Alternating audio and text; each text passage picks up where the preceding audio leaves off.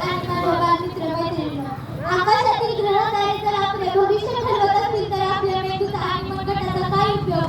असे ठणकावून बोलणारे भारतीय घटनेचे शिल्पकार ज्यांनी देशातील लाखो करोडो पीडितांना कामगारांना भारतीय घटनेच्या माध्यमातून न्याय दिला ते विश्ववंत बोधिसत्व महामानव डॉक्टर बाबासाहेब आंबेडकर यांना आपल्या सर्वांच्या उपस्थितीत या पावन पर्वावर अभिवादन करते.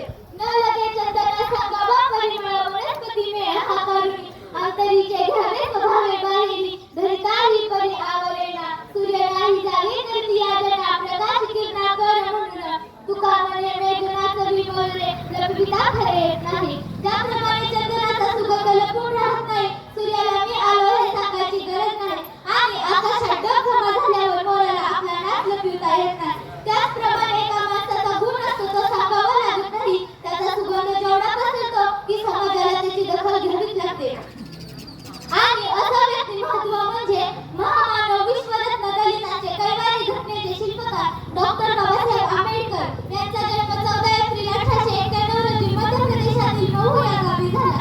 डॉक्टर बाबासाहेब आंबेडकर मॅट्रिकच्या परीक्षेसाठी आपल्या वडिलांबरोबर तालुक्याच्या ठिकाणी राहत असताना एक प्रसंग. बाबासाहेब जेवायला बसल्यावर वडिलांना म्हणाले, बाबा तुम्ही पण जेवा. तेव्हा बाबा म्हणाले, बाबासाहेब तुम्ही जेवण घ्या, तुमचं झालं की मी जेवतो. दुसऱ्याही दिवशी बाबासाहेबांनी वडिलांना विचारलं, बाबा तुम्ही पण जेवा. तेव्हा बाबा म्हणाले, भिमराव तुम्ही जेवून घ्या, तुमचं झालं की मी जेवतो. दुसऱ्या असंच 5व्या-6व्या दिवसापर्यंत घडत राहिलं.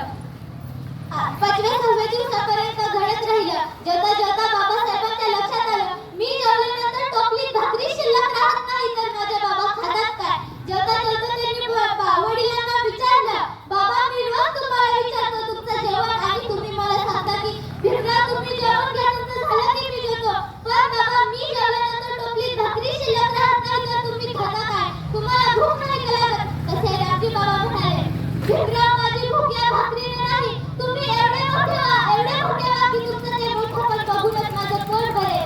भिमराव तुम्ही मोठे व्हा, माझी भूक या अन्नाने नाही, तुम्ही मिळवलेल्या ज्ञानाने भागेल. बाबासाहेब अतिशय गरीब घरातील होते. अत्यंत हलाखीच्या परिस्थितीत शिक्षण घेतलं आणि बॅरिस्टर झाले. परिस्थिती नव्हती, घरात नीट उजेड होता म्हणून आम्ही अभ्यासाला बसत नाही. ज्यांच्या घरात नीट वीजच नव्हती ते रस्त्यावरच्या विजेच्या खांबाखाली अभ्यास केला, शिक्षण घेतलं.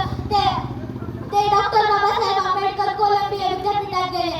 आज जरी तिथे गेलं तर प्रवेशद्वारावर लिहिले, अमेरिकेच्या कोलंबिया विद्यापीठात शतकातील सर्वोत्तम विद्यार्थी, the symbol of knowledge, doctor Babasaheb Ambedkar. Doctor Babasaheb Ambedkar म्हणायचे, जर तुमच्याकडे 2 रुपये असतील तर 1 रुपयाची भाकरी घ्या आणि 1 रुपयाचे पुस्तक घ्या. भाकरी तुम्हाला जगण्यास मदत करेल तर पुस्तक तुम्हाला जगावे कसे हे शिकवेल. आपण बाबासाहेबांचा इतिहास बघतो तेव्हा आपल्या लक्षात येतं की बाबासाहेबांनी त्यांच्या ज्ञानाचा उपयोग दुसऱ्यासाठी, समाजासाठी, समाजातील प्रश्न सोडवण्यासाठी केला.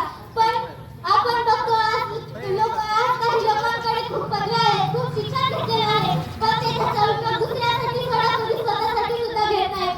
आपण बघतो ग्रामीण भागात म्हटलं तर मी ग्रामीण भागातलीच आहे. ग्रामीण भागात असा गैरसमज झाला आहे की बाबासाहेब फक्त दलितांचेच होते. मला या गैरसमजाची खूप वाईट वाटते. मित्रांनो, आपण आपल्या आई वडिलांना नवीन शूज, गेम्स सारं काही घेऊन बघतो, पण कधी पुस्तक घेऊन द्या म्हणून हट्ट केला का? मित्रांनो, आपण सतत काही ना काही वाचायला हवे, कारण पुस्तकाने माणसाचे मस्तक सुधारते आणि सुधारलेलं मस्तक कधीच कोणापुढे नतमस्तक होत नाही. आपल्या भारताचे 11वे राष्ट्रपती डॉक्टर APJ अब्दुल कलाम म्हणायचे, learning gives creativity, creativity leads to thinking, thinking provides knowledge, knowledge makes you great. हा यशाचा